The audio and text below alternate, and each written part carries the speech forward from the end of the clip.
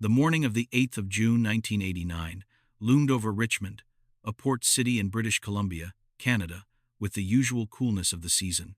It was an ordinary Tuesday, the first rays of the sun barely beginning to dissipate the morning mist, tinged with a pearl gray that promised a clear day. The air, though it was June, retained the acrid cold of the dew, permeating the streets with an earthy aroma and the distant echo of morning traffic. A municipal services worker, a man of routine and simple habits, was busy with routine repairs along Blondel Road. The rhythmic sound of his machinery, mixed with the distant singing of birds, was the only soundtrack to a day that promised to be monotonous. As he approached number 8111, a modest property that at that time remained uninhabited, his eyes, trained to detect irregularities in the urban landscape, caught an anomaly in the backyard. There, among the tall, neglected grass, a figure lay motionless. The silhouette, at first glance, seemed like that of a fainted person, lying in a strange and unusual way for someone who had simply lost consciousness. Unease settled in the worker's heart. In an instant, the routine workday crumbled, replaced by a pang of premonition.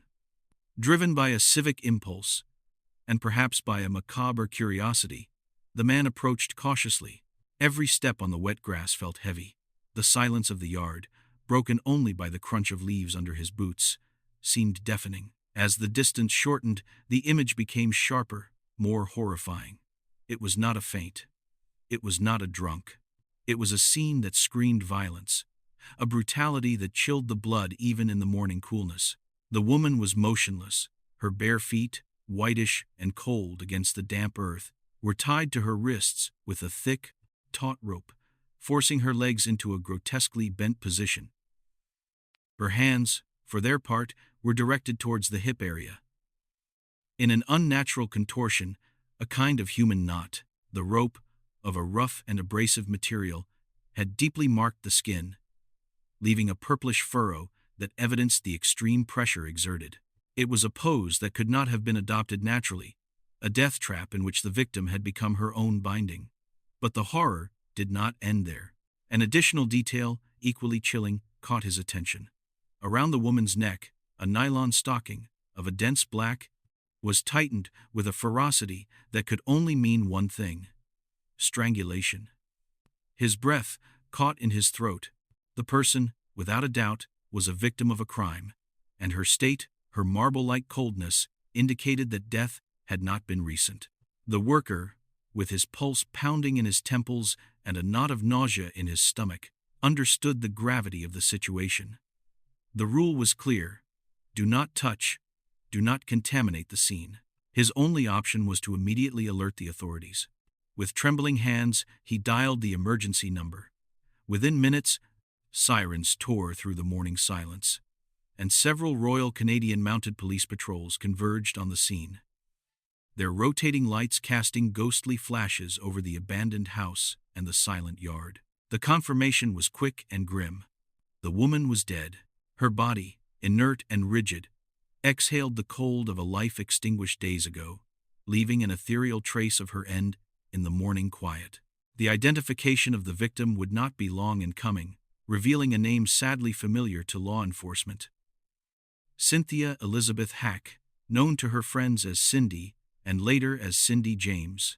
Her disappearance had been reported since May 25 of that same year, 2 weeks earlier, adding another layer of mystery and urgency to the macabre discovery. The news spread like wildfire, transforming the backyard into a hive of activity. Forensic vehicles, with their distinctive logos, lined the street, while teams of experts, clad in protective suits and latex gloves, deployed with surgical precision, beginning the meticulous collection of clues and evidence.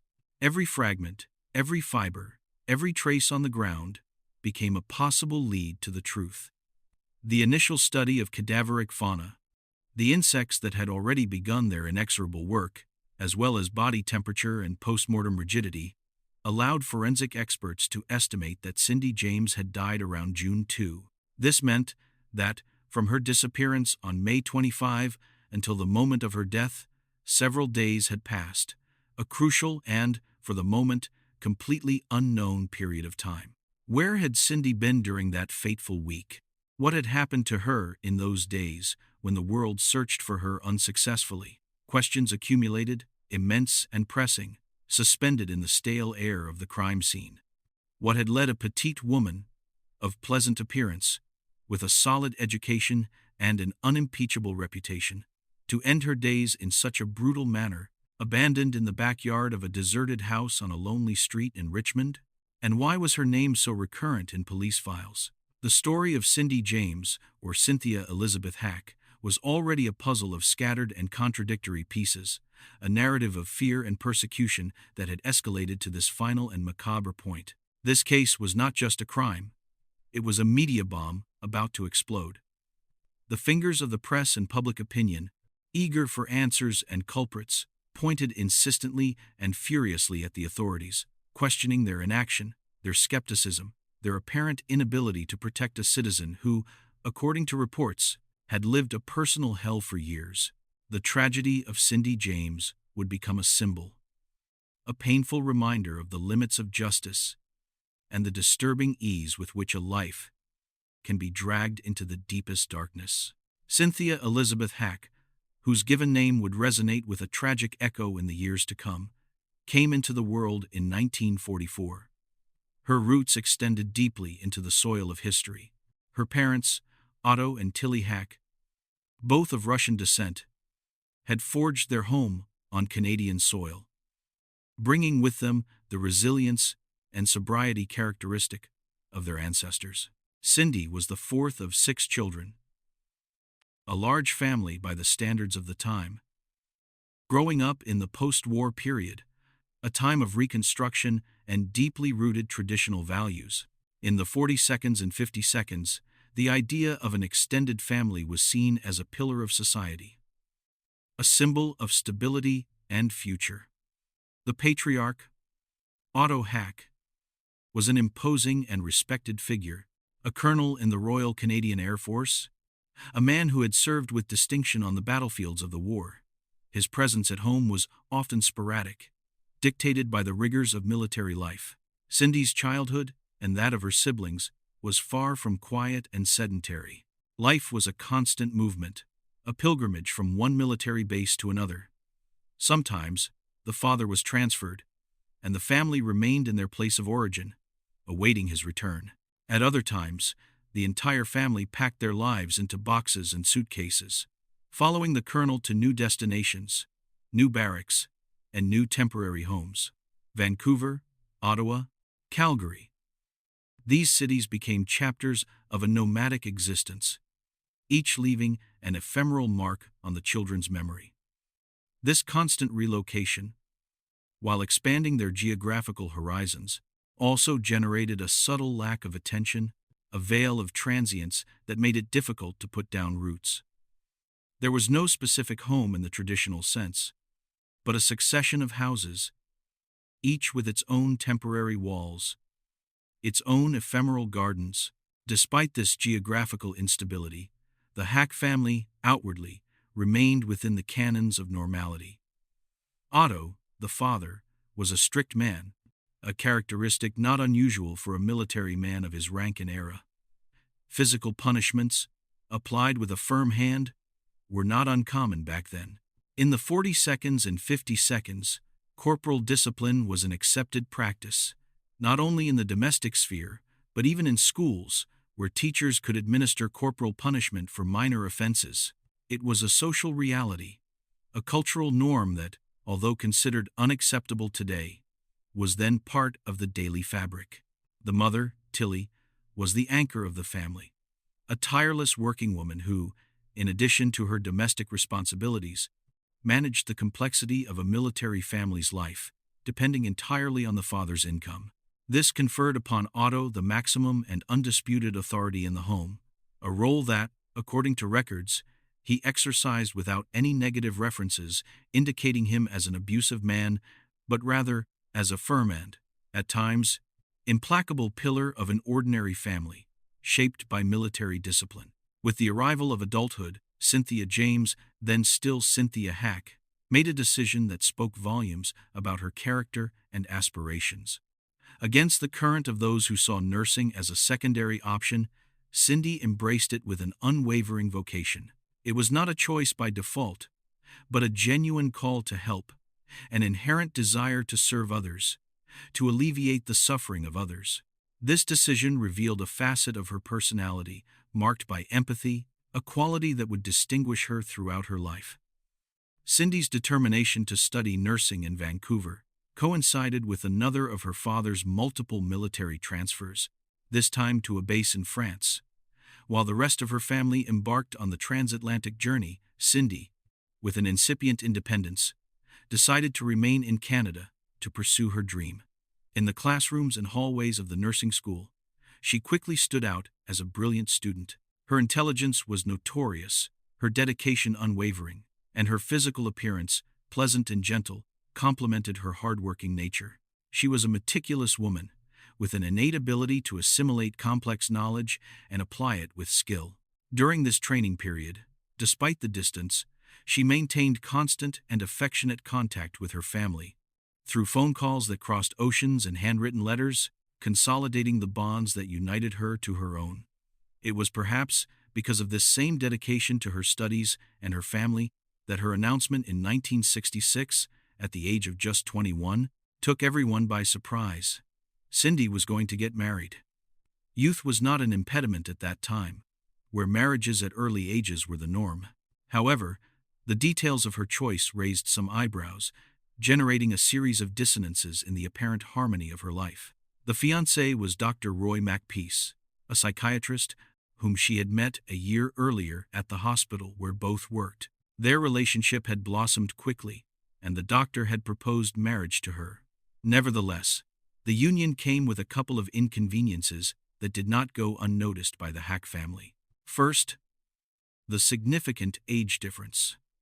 Roy Macpeace, 39 years old, was 18 years her senior, a considerable gap that, while not a taboo, did generate certain reservations. Furthermore, the doctor was a recently divorced man, a detail that in those years still carried a social stigma. The second point of friction was Roy's origin.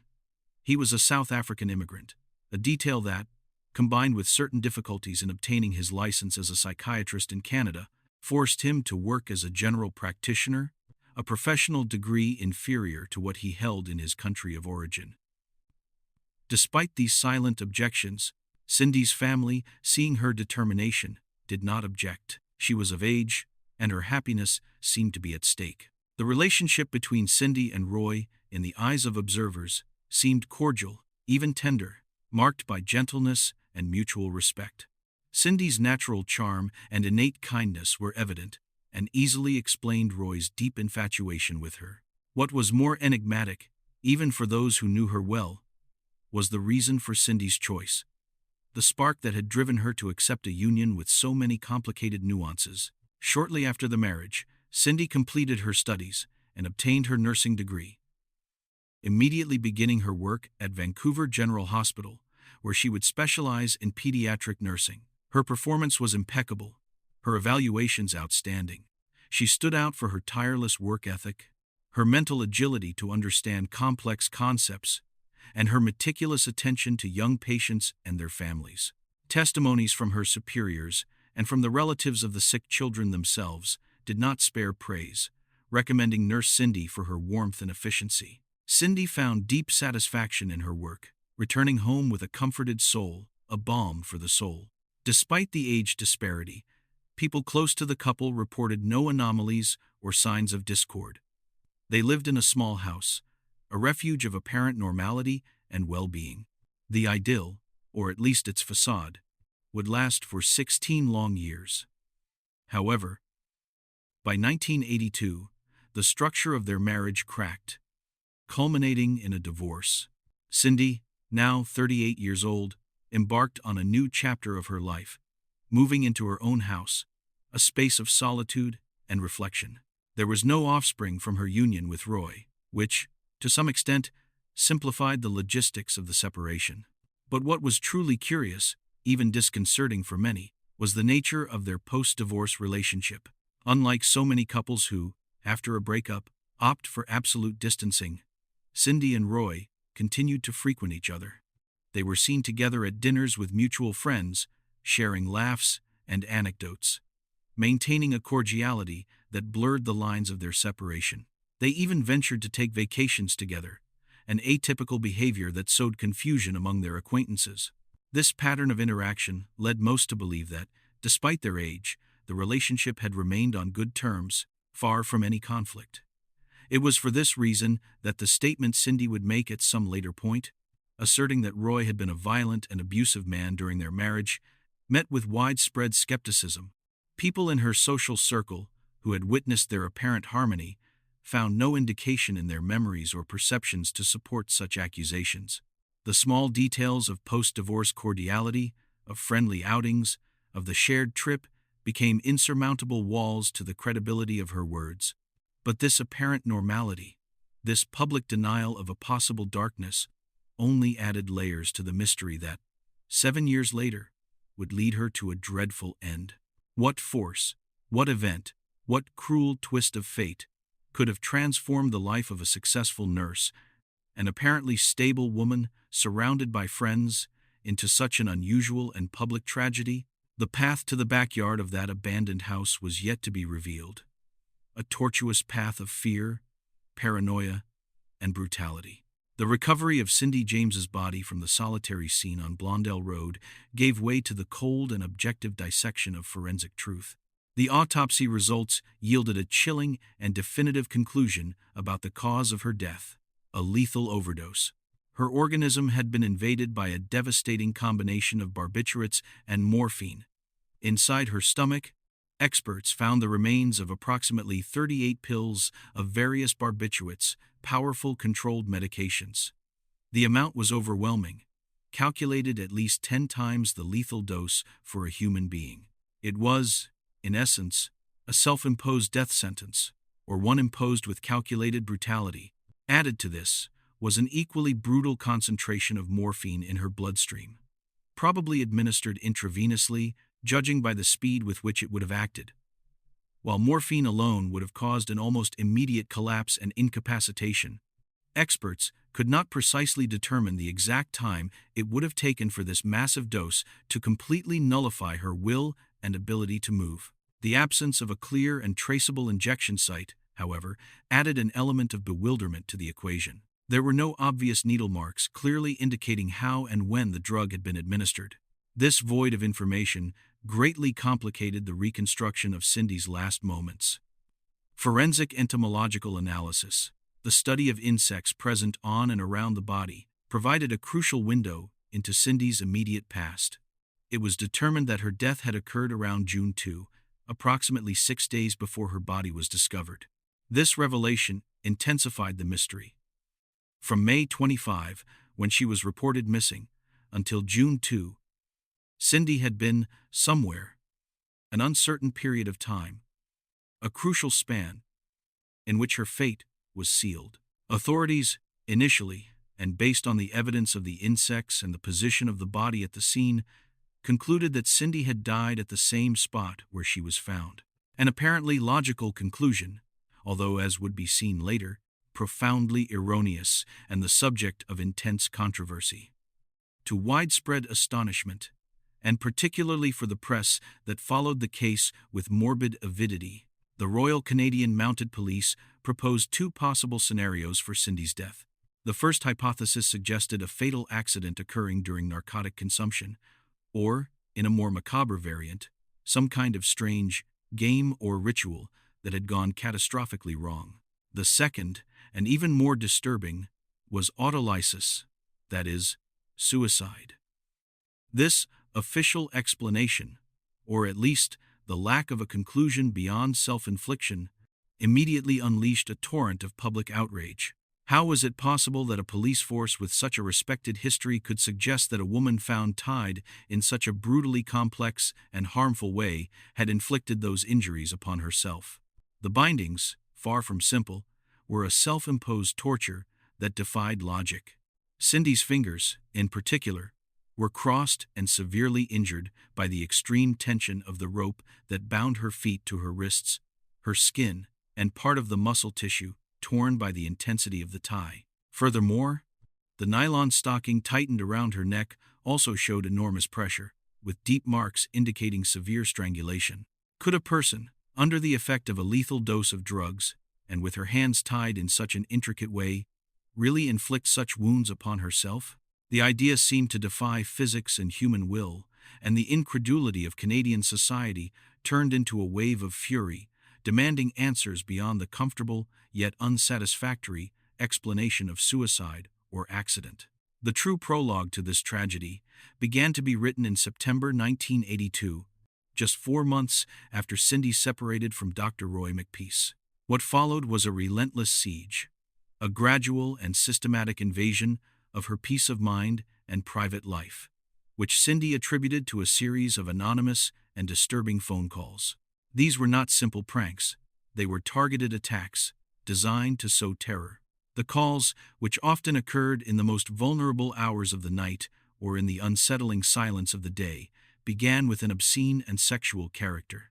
Upon answering the phone, a harsh, unknown male voice uttered vulgarities and veiled threats, a torrent of words seeking to dehumanize her, to invade her privacy. Cindy hung up, her pulse racing, fear settling in her chest, only for the phone to ring again moments later, a persistent echo of her torment. Without today's call identifiers, the source of these aggressions remained in the shadows, invisible and untouchable. Other calls were simply deep breaths, unsettling hisses, or guttural noises that dragged along the line, a ghostly presence that refused to reveal its identity but left a trail of dread. In her desperation, Cindy filed a complaint with the authorities, who, given the circumstances, the immediacy of the divorce in May and the start of the calls in September, initially suspected her ex-husband. Dr. McPeace, they argued, might be exercising a form of revenge or harassment. However, Roy categorically denied any involvement, and Cindy, with an unwavering conviction, insisted that the voice on the other end of the line was not Roy's. Furthermore, at that time, the doctor had already been transferred for work reasons to another region of Canada, which complicated his direct involvement. Despite the initial police investigation, the calls did not cease. On the contrary, they intensified and evolved, escalating the spiral of harassment.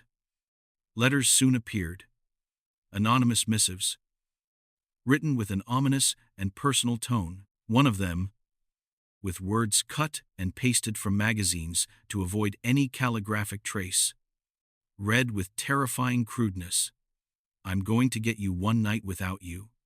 The threat was clear, visceral, and portended imminent physical danger. Cindy, firm in her conviction of being a victim of real persecution, continued to file complaints with the police. However, the skepticism of the officers began to take root. Despite her insistence on the negative nature of her relationship with Roy, even suggesting episodes of physical violence, though without being able to specify dates or specific moments, the lack of concrete evidence and the persistence of calls and letters, even when Roy was far away, sowed doubt. The attacks were not limited to the digital or written sphere. Physical intrusion into her life became palpable. Illegal entries into her house, broken windows, destroyed objects. Every incident, no matter how small, was reported by Cindy, who called the police with a frequency that, paradoxically, began to work against her. The constant recurrence of calls, the accumulation of incidents without apparent resolution, led the officers, overwhelmed and without tangible results, to begin to consider that the events could be products of her imagination or even some form of self-sabotage. Exhaustion and lack of evidence led them to distance themselves from the case, to label it with the growing suspicion that Cindy James was orchestrating her own drama, a narrative that would leave her dangerously isolated and vulnerable to the shadows looming over her life. In an unusual and, ultimately, counterproductive turn, a police officer assigned to the case, Officer McBride, delved deeply into Cindy James's maelstrom.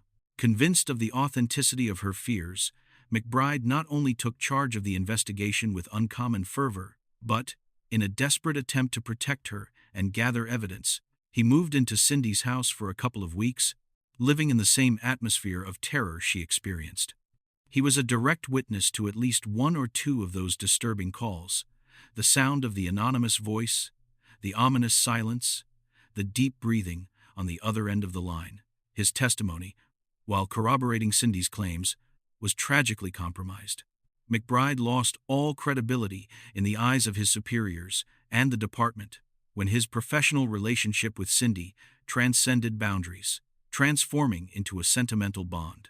For the authorities of the 80 Seconds, this connection was interpreted as an unequivocal sign that Cindy was, in effect, manipulating the situation, seeking attention, or even creating the drama to seduce. The perspective of the time, often sexist and devoid of a deep understanding of harassment victimology, tended to blame the victim, dismissing her complaints when they did not fit conventional narratives. The fact that the police officer in charge of her safety had become romantically involved with her was the coup de grace that discredited much of her complaints, marking her as an unstable woman and leaving her even more exposed. However, the reality of the attacks did not diminish. By 1983, the violence escalated to a more alarming level. One day, Cindy was found unconscious in the backyard of her own house, a scene disturbingly similar to what would be her end years later. Around her neck, again, a black nylon stocking, taut and menacing. Disoriented, Cindy recounted a nightmare horror. She had seen a person break into her home, had been violently beaten and dragged into the yard, where two attackers had sexually assaulted her with an object. She was rushed to the hospital, where the examining doctor could not issue a definitive conclusion about the sexual assault, stating that the evidence was inconclusive. Medical ambiguity, once again, fueled police skepticism. Nevertheless, the nurse who found her, a colleague and friend, corroborated the severity of her condition. Cindy was unconscious due to a strong blow to the head and the evident strangulation caused by the nylon stocking. Given the growing suspicion that Cindy might be orchestrating these events, authorities hired a knot expert to analyze the neck binding. His verdict was clear and irrefutable. The complexity and technique of the nylon stocking knot made it impossible for Cindy to have done it herself. It was a knot designed and executed by another person. This finding, an objective forensic proof, should have dispelled doubts. But the pattern of disbelief was already so ingrained in the institution that, even in the face of compelling evidence, the narrative of Cindy's instability persisted, leaving the case in a limbo of skepticism and leaving Cindy at the mercy of her relentless stalker. The horrors, far from ending, had only just begun. The harassment gave no respite. By February 1983, some months had already passed since her separation, and at least 5 since the beginning of the anonymous calls, the threatening letter, and the first physical attack. Cindy, exhausted by the constant vigilance and the fear that permeated every corner of her home, made the drastic decision to change residences, seeking a sanctuary, a hope for peace in a new beginning. But the truce was ephemeral, a cruel illusion. Barely 2 weeks after settling into her new house, terror found her again. A new and disturbing letter arrived in her mailbox, with a message that resonated like a gunshot in the night. "Run, Bunny, run. I'll show you how good I am at what I do. Soon, bang, bang, you're dead." It was the death sentence written on paper, a macabre promise from a predator who would not let her escape. After this new epistolary aggression, the calls returned with renewed virulence. Cindy, once again, reported the incidents to the authorities. The police inspected the letter, hoping to find fingerprints. But the aggressor, cunning and methodical, had used magazine cutouts, avoiding leaving any trace of his handwriting or identity. Tracking devices were installed on her phone line, rudimentary technology for the time, but the calls were so brief and spaced out that it was impossible to trace them to their origin. Night patrols around her new home also yielded no results. The ghost that haunted her was invisible and unreachable. In April 1983, faced with the ineffectiveness of protection measures and the persistence of the attacks, Cindy moved once more, a desperate act to shake off the shadow that followed her. For a few months there was a tense calm, a respite in the incessant siege. She even had the opportunity to travel to Indonesia, where her brother was for work reasons, and spent several months away from the terror that haunted her in Canada. And here emerges a revealing detail that adds another layer of complexity to the case. The plane ticket and her stay expenses were paid by Dr. Roy McPeace, her ex-husband. It was a show of generosity that challenged the image of a violent man that Cindy had begun to paint. Would a predator pay for his victim's vacation? This contradiction would add to the growing file of inconsistencies surrounding the case. But as soon as Cindy stepped back onto Canadian soil, upon returning to the supposed safety of her home, the terror messages resumed. One of them, a cryptic and threatening message, read, "Welcome home. Death, blood, hate, etc." The hunter was back, and the prey was once again in his sights.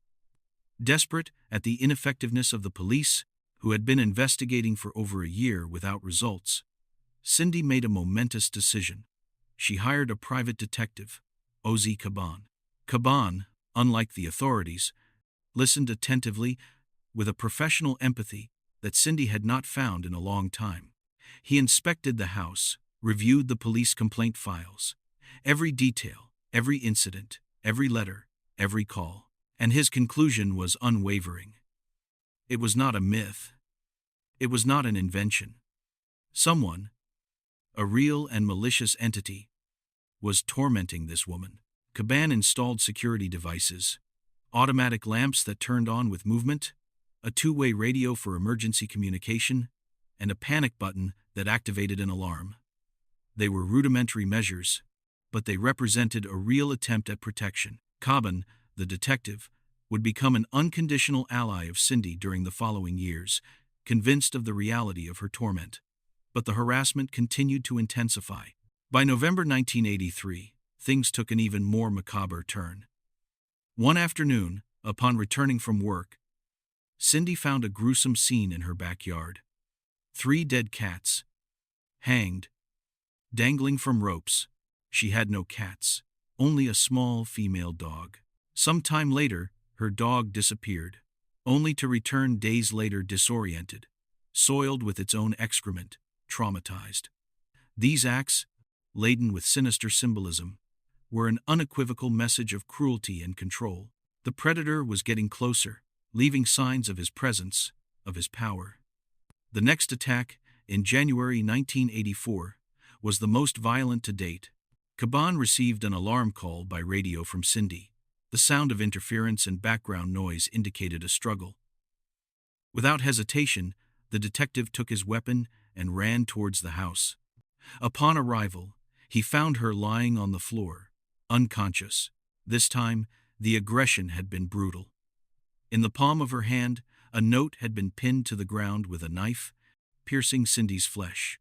It was a Dantean image, an act of barbarism that surpassed any limit. When Cindy regained consciousness and received medical attention, she recounted having seen a man break into her yard, force the door, hit her, and attack her before injecting her with some narcotic. Doctors found a syringe mark, but astonishingly, found no trace of narcotics in her bloodstream. The hand wound was terrible, and once again, a nylon stocking was tightened around her neck. Caban, who had seen and lived enough, was convinced that this could not have been self-inflicted. The letter, the knife message, was a chilling declaration of intent. Now, you must die. The attacker, apparently, had grown tired of the game and was ready to take the final step, to fulfill his macabre promise. The situation had become untenable. The authorities, confronted with Detective Caban's stubborn conviction and the growing possibility of being publicly exposed for their ineffectiveness, decided to subject Cindy to a polygraph examination. They had long suggested she visit a psychiatrist, a recommendation she had rejected. But this time, the lie detector test was unavoidable. Initially, the expert analyst concluded that Cindy was not lying, validating her accounts. However, shortly after, he retracted, declaring the examination inconclusive. This ambiguity, in an effort to reconcile the contradictions of the case, opened the door to the possibility that Cindy was consciously lying, or, more complexly, that she suffered from multiple personality disorder, where one personality might tell the truth while another concealed it. This hypothesis would become a convenient explanation for the authorities, though painfully simplistic for the complex reality of Cindy James.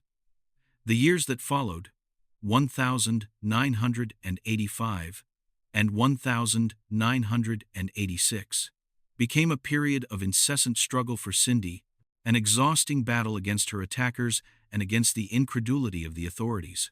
The aggressions continued, a succession of calls, new letters, and physical attacks that repeatedly sent her to the hospital. The injuries were increasingly severe: blows, dragging, wounds that attested to a growing brutality. In one of the most shocking incidents, Cindy claimed to have been kidnapped in a green van while walking her dog. Two individuals allegedly approached her, beat her, forced her into the vehicle, and subjected her to barbarities before abandoning her, badly injured, to be found and hospitalized. However, once again, Cindy's narrative clashed with the absence of evidence. There were no witnesses to the abduction, no physical evidence to corroborate her account. The calls she reported were not traced, no substances were detected in her system, and, exasperatingly, no fingerprints or footprints were found that could incriminate anyone. The lack of corroboration became a frustrating pattern, undermining her credibility. In an attempt to unravel the hidden truth in her psyche, Cindy was sent for review with a hypnotherapist. During one of these hypnosis sessions, in a state of induced vulnerability, Cindy recounted an even more shocking story.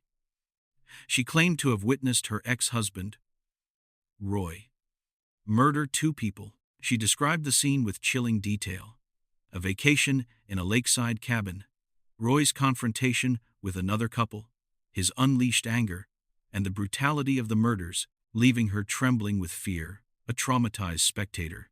For investigators, this revelation was initially a bombshell, a solid lead that, at last, pointed to a suspect. However, hope quickly faded under the weight of the investigation. The dates Cindy indicated under hypnosis did not match the couple's records. There was no evidence of such a cabin vacation, and she herself could not recall the exact location of the lake or the cabin. Most crucially, there were no reports of missing persons or findings of unidentified bodies or human remains that fit her description. The authorities' conclusion was bleak. Cindy's mind was, indeed, problematized. The hypothesis of a severe mental disorder began to consolidate, and Cindy James's case was, once again, relegated to the margins of police skepticism. But the torment continued. Shortly after, a motorcyclist found her unconscious in a ditch in the middle of winter, suffering from hypothermia. She was tied up, and a nylon stocking, the macabre signature of her attackers, was around her neck. Caban, her loyal private detective, remained unwavering in his conviction that these attacks were real. But Cindy's mental health was rapidly deteriorating. In another incident, she was found delirious, wandering aimlessly, wearing men's boots that did not belong to her, dressed in unfamiliar clothes, and, again, with a nylon stocking around her neck. The last thing she remembered was having entered a pharmacy. These episodes of terror, real or the fruit of a fragmented mind, ended up subjecting her to unbearable pressure. Cindy developed severe anorexia nervosa, a physical manifestation of her extreme anguish, which led her to be hospitalized for 10 weeks in a psychiatric hospital. The final verdict of mental health professionals was multiple personality disorder, a condition that, according to the theory of the time, could explain the inconclusive polygraph result. One personality told the truth, while another, perhaps the one inflicting the wounds on herself, lied. It was a complex explanation for an incomprehensible case. A narrative that tried to give coherence to a life that was crumbling under the siege of fear, real or imagined. The complexity of Cindy James became even more apparent when exploring her personal history, revealing some stories that bordered on the unreal, even before meeting Dr. Roy Mackpeace. To her family, Cindy had recounted an idyllic romantic relationship with a young man, of whom she never provided specific details, except that he was charming and sensational. However, the happiness of this romance was tinged with tragedy when Cindy communicated that her boyfriend suffered from terminal cancer. The story took an even darker and more macabre turn when, according to her account, this young man, desperate due to his incurable illness, had invited her on a trip to the mountains and, while there, had attempted his own life, committing suicide in front of her. When Cindy's relatives shared this heartbreaking story with the authorities, the surprise was immense. There was no record of such an individual, nor of such an incident, neither at the time nor in the place she had indicated. It was a ghost story, an event that never happened, which led investigators to consider the possibility that Cindy had a tendency to fabricate, to create alternative realities to process her own anguish or to seek attention. This tendency towards invention, or at least inaccuracy, was reinforced when, during her therapies, Cindy claimed to have been violently sexually assaulted by her own father. The dates she indicated for these alleged abuses did not coincide with the location of Colonel Otto Hack, who was on military duty far from home during the periods indicated. Subsequently, the accusations extended to one of her brothers, but the story also did not fit the brother's personality or behavior, nor was there any proof to support such allegations. These anomalous stories, as investigators called them, further undermined Cindy's already fragile credibility, fueling the narrative that her sufferings were, to a large extent, self-inflicted or products of her imagination, exacerbated by a mental disorder. Nevertheless, amidst this panorama of doubt and skepticism, Detective Ozzy Caban unearthed details that contradicted the hypothesis of a fabricating mind. Caban discovered that small fires had occurred in Cindy's house while she was away, inexplicable incidents that suggested an external intrusion. The downstairs tenants, at a time when she rented out that part of her house, stated that they had heard strange noises upstairs when Cindy was not home, although they never saw anyone. A neighbor, independently, claimed to have seen a suspicious man lurking in front of Cindy's house on several occasions. And even Roy Mackpeace, her ex-husband, was discovered one night by Officer McBride, when he was sleeping in Cindy's house, prowling in the back alley. These data painted an extremely complex picture, where Cindy's paranoia seemed to have, at least in part, a basis in reality. Life under constant siege led her to take extreme measures. She changed the color of her car so as not to be identifiable, altered her surname, changing from Cynthia Hack to Cynthia James, trying to erase her trace and identity from her alleged pursuer. She also left her job at the hospital, where she had been so recognized for 12 years, seeking a new beginning at a center that cared for children with mental and behavioral problems, a role that, despite her own fragility, she performed with the same dedication and excellence, effectively leading a work group. At a professional level, Cindy James remained an outstanding professional, a paradox with the personal life that was crumbling around her.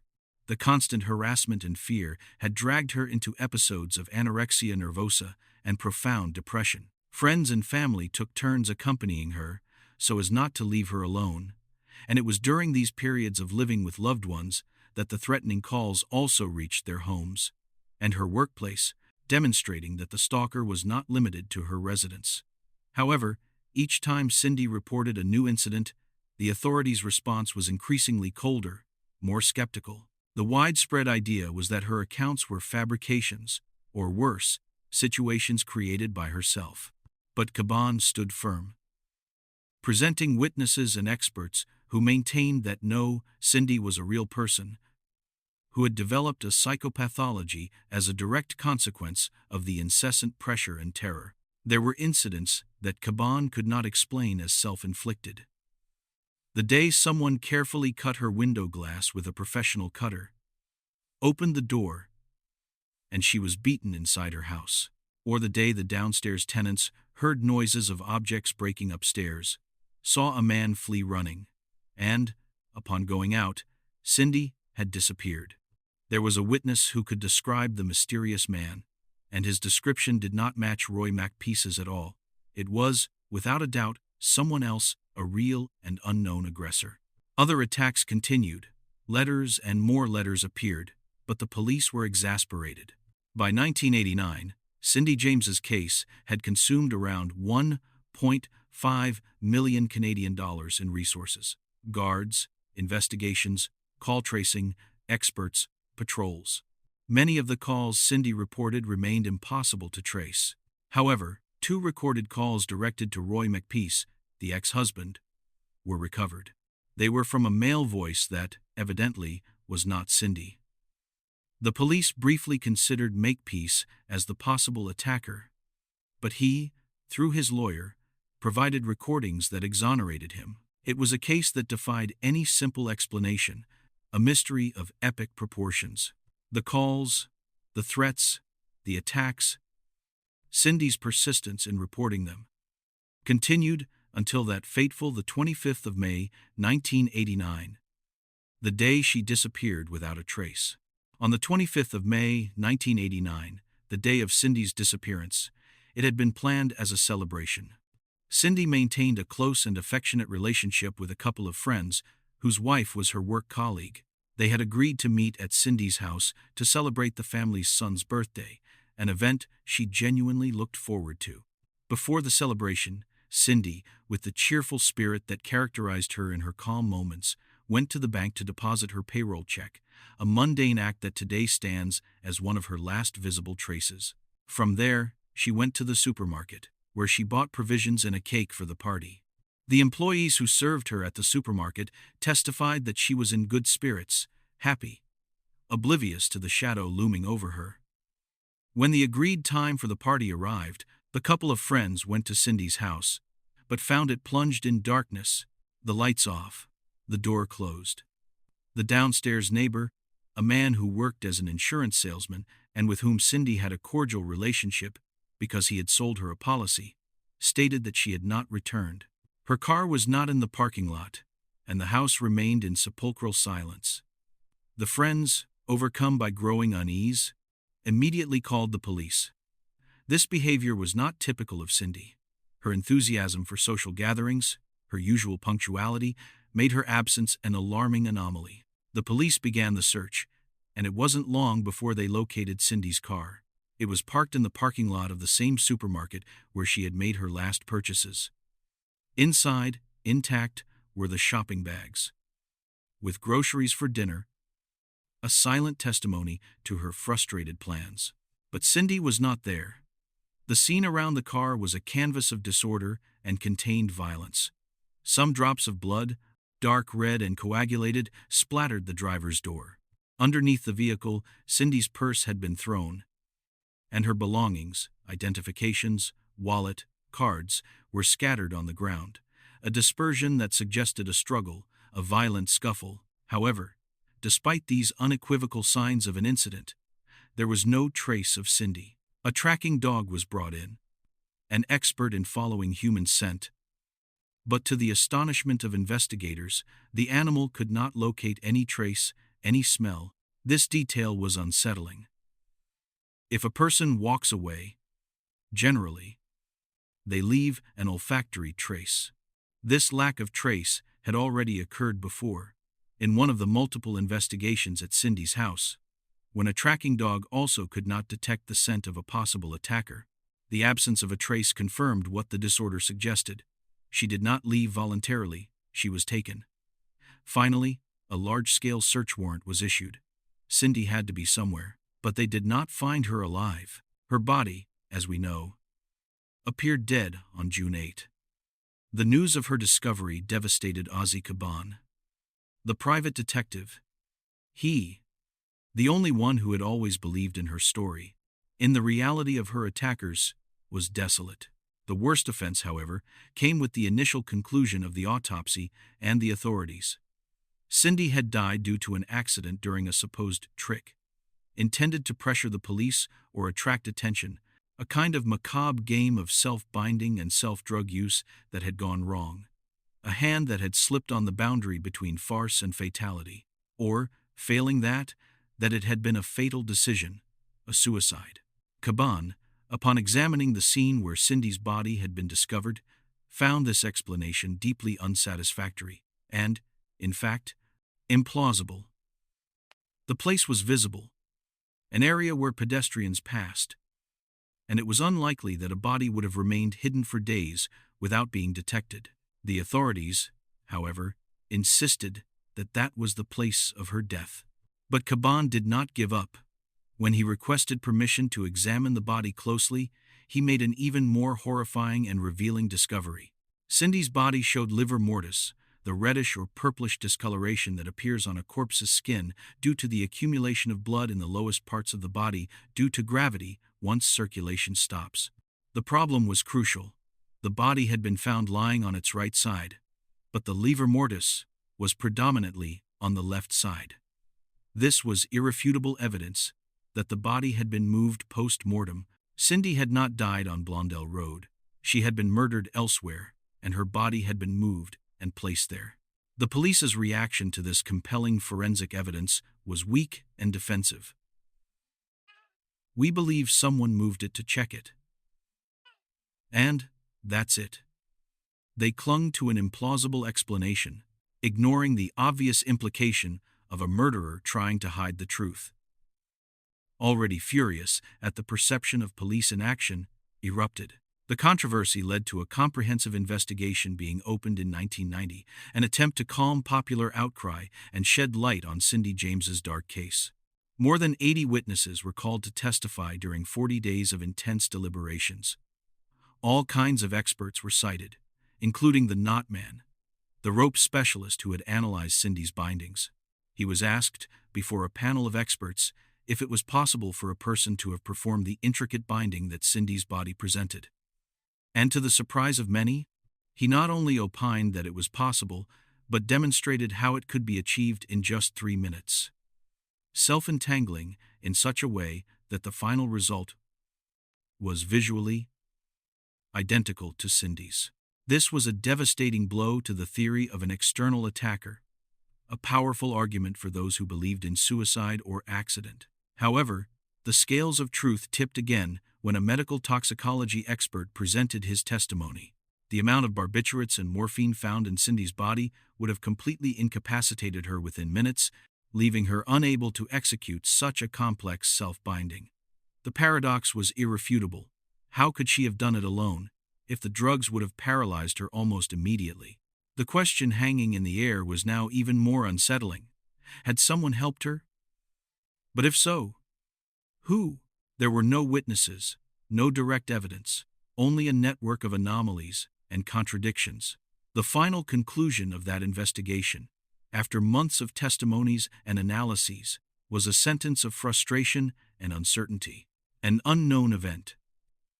Cindy James's death was classified as an unidentified event, leaving the case open, but without a real resolution. Until his last days, Ozzy Caban, the detective who believed in her, vehemently maintained that a real attacker had existed, and that the mental illness Cindy developed was a direct consequence, a psychopathology induced by constant terror, by the fear of having been exposed for so long to a relentless siege. It was not sporadic fear, it was daily torture. On the same day, she could receive 5 or 6 threatening calls. The next day, a letter full of hate. 3 days later, her car appeared scratched. Then, she was beaten. On the 5th day, an intimidating note on her windshield. It was an uninterrupted flow of aggression, a total invasion of her existence. She even canceled her phone, but threatening correspondence kept arriving. They knocked on her door. They called her at work. It was a deliberate and systematic attack, designed to destroy her spirit. While general opinion leaned towards believing that this woman was ill and had invented a web of lies, Detective Cabin presented witnesses and experts who argued the opposite. Cindy James was a healthy person who developed a pathology due to unbearable pressure and existential fear. Today, Cindy James's case has fallen into oblivion for many. Although it persists in a couple of books, a chapter of the series Unsolved Mysteries, and some press articles. The inescapable reality is that no one truly knows what happened to Cindy James. The question endures through time, a persistent shadow in criminal history. Was it all a tragic invention of her tormented mind, or the brutal reality of a relentless psychopath who pursued her until her last breath? If you enjoyed this video, don't forget to give it a like, subscribe to the channel, leave your comment, and turn on the notification bell so you don't miss any future episodes. Your support helps us keep creating more content like this. See you in the next episode.